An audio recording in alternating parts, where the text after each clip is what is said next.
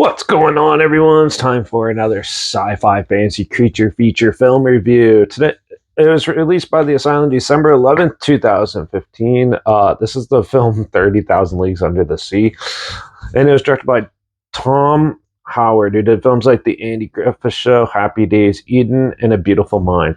This film had a budget of $100,000. So this is a low-budget film from the Asylum. I'm pretty sure they're usually around 500,000, but yeah.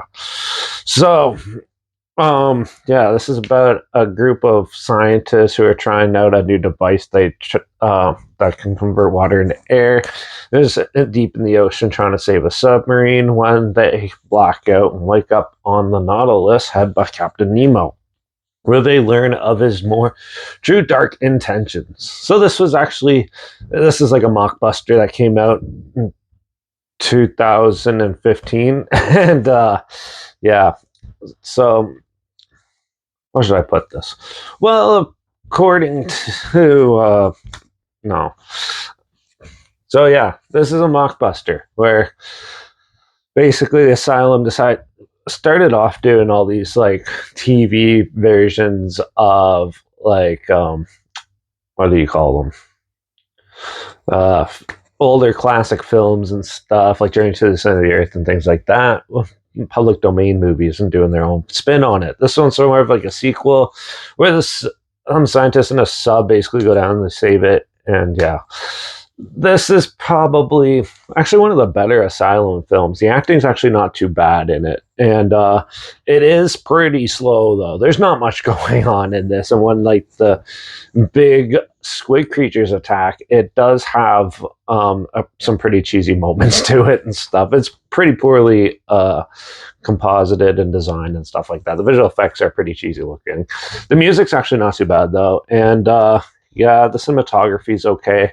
Well, it's a fun little sci-fi adventure story, but they didn't really have much to work with, so most of it's them talking on subs, which can really bog the film down. And it was not that, didn't make it that interesting. It's fun stuff, few and far between, and overall, it is one of the better Asylum films, but still, I thought it was a little slow and boring through some parts of it. So I'm going to give 30,000 Leagues Under the Sea probably a 2.5 out of 5. It's actually one of the better Asylum films I've seen, and they get way worse. So this one's actually watchable, at least. And if you like 20,000 Leagues Under the Sea, that story and stuff, this one is also another fun little twist on it and stuff, even though it can get really ridiculous. So now, this sounds like something you're interested in. You want to check it out. It is streaming on Tubi.